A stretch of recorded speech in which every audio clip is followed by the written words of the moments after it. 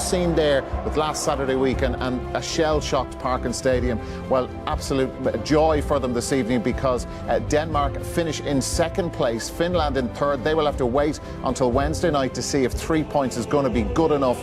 But those sides all finishing on 3 points, and the goal difference in the matches between the three nations, that's how they were separated, and you can see the numbers there. But Denmark through an amazing night, Liam Brady. Absolutely, Darragh. Like, I was doing the match last Saturday, and the scenes that we saw were harrowing. The fear that was that everybody felt, and then the emotion knowing that Eriksson was going to be okay. They had a bad result, losing to Belgium when they played very well.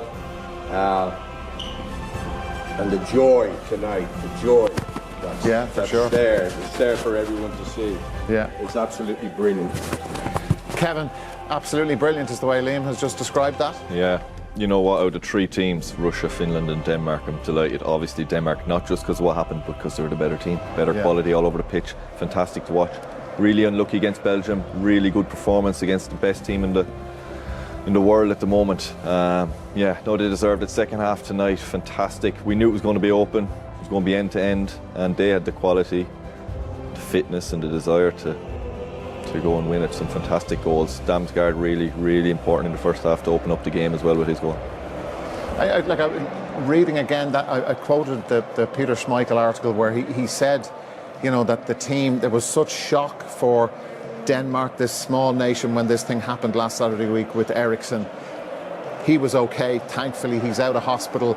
And Schmeichel felt, and he said, look, regardless of what happens in the match this evening, they have restored pride in Denmark, and they've made a nation feel very, very proud. And that was even before this. Yeah, no, listen, I think they made a nation feel very proud, the players and the captain, on the night when that happened and how they reacted. You know, that moment there, not what football's, you know, secondary, how they reacted to that situation, how they dealt with it. I think that's what made everyone proud. And now, you know, I suppose the icing on the cake, they've gone on and got out of the group and played really well since. This script was written in the stars, you know, and they must have known that Belgium had scored, so they had that feeling. The reaction of the crowd, yeah. And Lukaku's goal is then disallowed. Yeah. On top of that, Russia get a penalty, which is dodgy. They score from it, so the game is in the balance, and they came back with the energy and determination to go and beat this Russian team. They were absolutely brilliant. Yeah, well, we said at the start of the second half that there'd be a few twists and turns, but with that goal disallowed, that's been an absolute roller coaster, hasn't it? Absolutely, absolutely. And the third and fourth goal were absolutely brilliant goals. Yeah, they were. Yeah. Incredible scenes for Denmark as they finish in the top 2. And, you know, in the build-up to the game, the comparison was made with Portugal from Euro 2016, that they went through to the round of 16 5 years ago on only 3 points. Denmark went into this match night with nothing, and all of a sudden, after all that and that roller coaster, they are into the last 16, and it's Wales. And I'm just wondering, Euro 92, Liam mentioned about things being written in the stars. What's written in the stars for this team? Oh, I don't know. Listen, it's a joy to watch them play. Whatever happens now, they've done themselves proud. Their fans, how good they were in that game. The noise they were making, we were talking about at the start of the second half, I wonder what the crowd was singing. They came alive, and you could see the players coming alive from that. And they've got a nice break now. You know, they're playing Wales this Saturday. They got a nice little break to get themselves, because they put so much into that game, so much into the Belgium game. I thought in the first half it probably showed a bit, but they came alive with the confidence in the second half. So now they've got 4 or 5 days just to recover. It'll be needed to go again. The way they're playing, their best football comes when they're at full throttle. No, really, really impressive tonight again. And I think from memory, the match is in Amsterdam, so there's not that much travelling for them. We're going to catch our breath. It's time for us to take a break. After that, join us for all the reaction and the analysis as Denmark go through to the last 16. Belgium through as well as group winners. They'll play one of the third-place sides. Just one of the other, I suppose, impacts of the results tonight. If you look at the third-placed contenders here, the 6 teams currently in third positions in their respective respective groups. Switzerland have now actually qualified for the last 16 on their 4 points. Of course, we'll get the other nations and their third place finishes over the next couple of nights. But Switzerland are through to the last 16, with Belgium and Denmark and Finland, well, they have to wait. Let's get stuck into the analysis from tonight's game, and we're going to start with Poulsen's goal. This, Kevin, was after 59 minutes, and there was some release of tension from him and the fans when this went in. Yeah, this really got the second half going. Keeper throws it out. Listen, here comes Zoltan in here. He looks, actually, he does have a look, but he doesn't see Poulsen, who the finish is actually quite dodgy. The keeper slips as well. It was a sloppy play. The second half hadn't really kicked off. We thought it was going to be end to end straight away. It wasn't. It took a while, but this got it all going. Really poor from him. Poulsen reads it. Good strikers play. It's his 10th international goal. But it's actually a dodgy finish. He scuffs it into the ground. Keeper slips over his arm.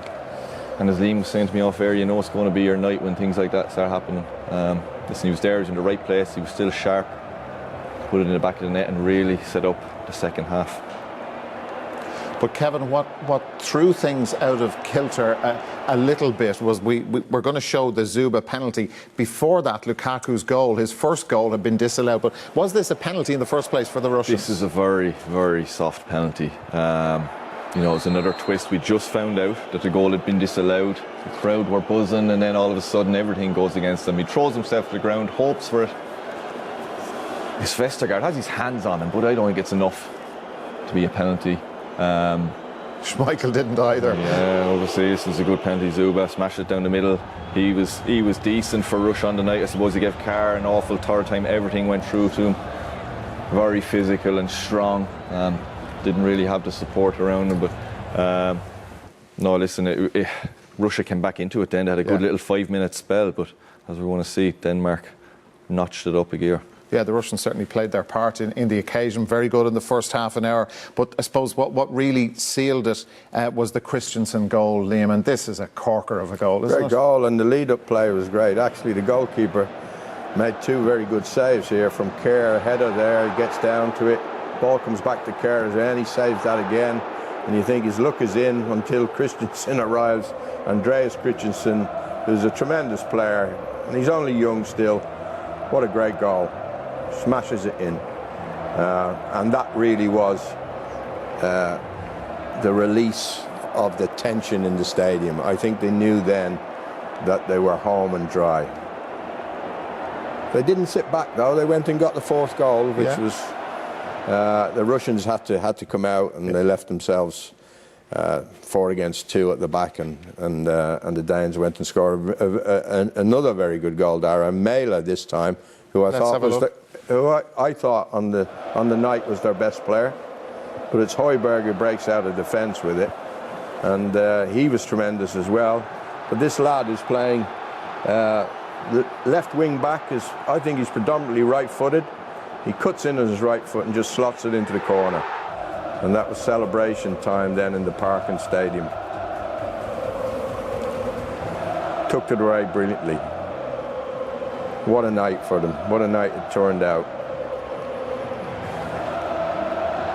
Like, Liam, you go back, and I know we've been talking about the experiences they've been through, but you go back to last Saturday week and the manager, coming out and saying that the players were just flat. They'd been through, as everybody had, this horrific experience, albeit with a happy ending. But for them to be able to kind of rebuild themselves like that tonight was very mentally tough as well on them. It was, but I think their performance against Belgium gave them the belief they could go on and do it.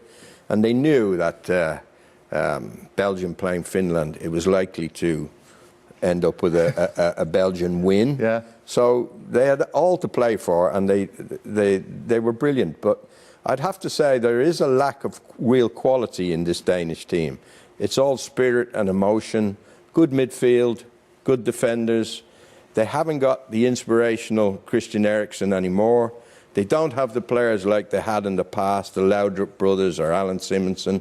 So it's all about emotion and determination. And they've got that in abundance. Yeah. And they're going to give Wales a very good game. That should be a cracking game. Cracking match on Saturday.